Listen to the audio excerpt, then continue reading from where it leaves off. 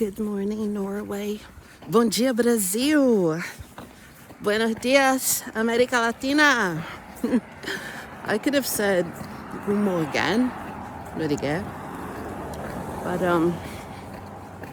one of my biggest pet peeves with language is that it is so important, at least to me, to learn languages, and especially teach languages for the purposes of communication, to where I want my students to learn how to have short conversations in Spanish. For starters, short conversations in English. I want to teach them conversational Portuguese. So one of my biggest pet peeves is when people say, they claim that they speak a little, they say, oh, I speak a little Portuguese. And then they say, bom dia. And I'm like, you know that phrase? Oh no, I also know boa tarde, boa noite. And I also know how to say, fala português. And I'm like, okay, I love that. That's beautiful. But I also don't love the concept of I speak a little this, I speak a little that. How about learn functions in the language that can take you somewhere? Get at least to A2 in a language. And then you can say something like, I studied Spanish and I can hold a short conversation on basic terms, right? But when you say I speak a little, and all you can say are loose words and a couple of phrases, then you don't speak a little of it. You just know a few phrases, right? I don't know. I'm a language teacher. I want people to learn properly.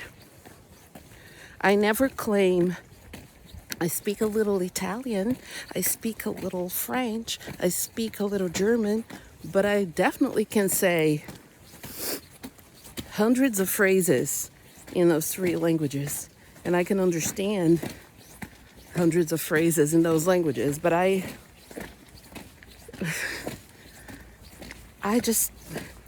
only claim the languages I really speak. So I speak Norwegian, and I have diplomas in Norwegian, Spanish, Portuguese, and English. So having a diploma in a language, the types of diplomas that I have, competency and proficiency diplomas, means that you have taken a test, no chat GPT, no cheating. As a matter of fact, my proficiency exams, except for the past two, because I retook my Norwegian exams, not that the ones I had they were perfectly fine. The one that I had, they were perfectly fine. But I wanted to retake them because I was teaching people who were going to take the exams, and I wanted to know what the exams were like now. So I went and retook them. And it was a lot easier for me than the first time I took them. Anywho, so when you have those diplomas, it means that you really do know. You really do know. At the very least, you do know how to read and write, and you can understand it spoken. If you have, depending on the level, if you also do an interview, you can also attest that you can speak it. So now with ChatGPT and the amount of cheating that people do with AI generative tools, it's almost impossible for me to know how many people who have diplomas actually know what they know. So I feel like we have to be a lot more vigilant of the students. Invigilators and proctors out there, keep a closer look. I had, since ChatGPT was invented, since AI became a thing, I've had a dozen students that have used those tools, and I have called them out on it. We're not allowed to punish the students.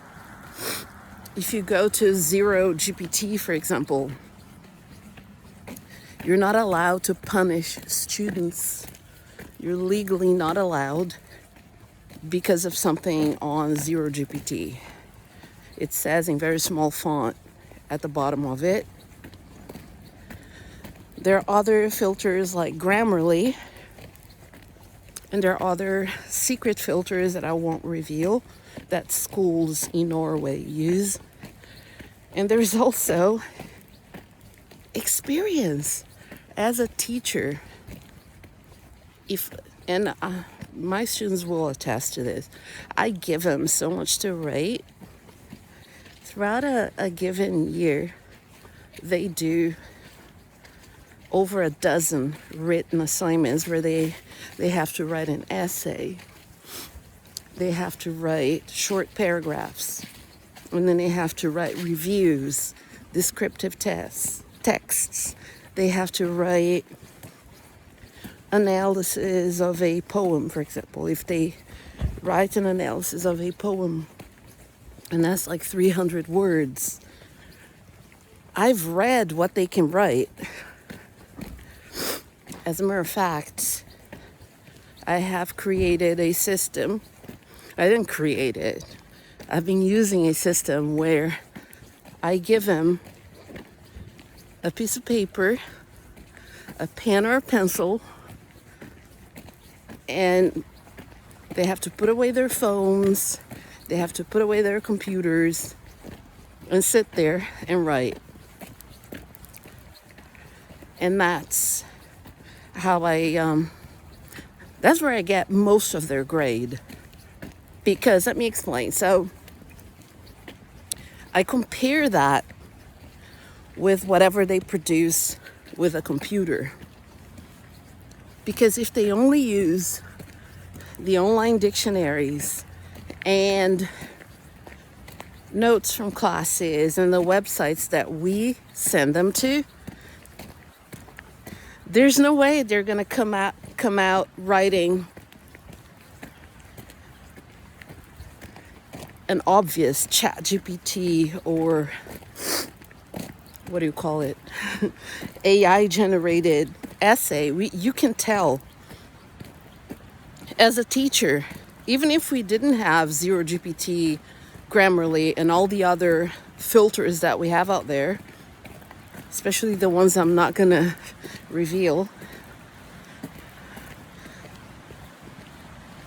As a teacher, I know your work, right? So if Ulla Peter writes a text and he writes, "She don't have nothing to worry about," that's what he writes. Then in the text that he writes on the computer, he writes something like, "The young lady does not have any concerns about what happens from this point on." I'm going to be suspicious because he didn't even know how to conjugate the verb in the third person singular to know that it's she doesn't, let alone to know that that contraction is already kind of, it's not really academic, right? So I'm I'm going to be suspicious. And not only that, like, you know the style. You know each student so well that you know the style in which they write. So you know, when you know that they didn't write that piece.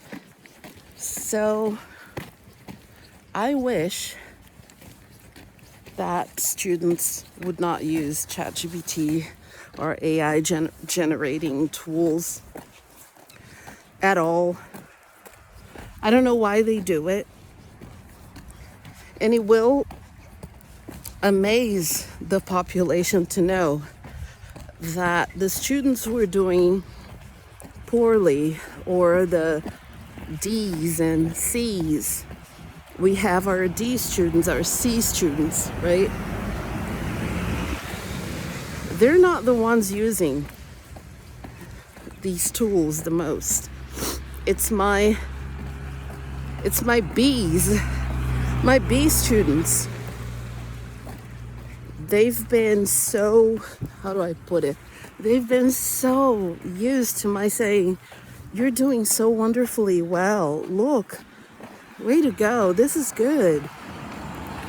But when I say this is good, I'm not saying, oh my God, this is flawless. You write like a college student. Oh my God, you write like a perfect AI generated essay. That's not what I'm saying.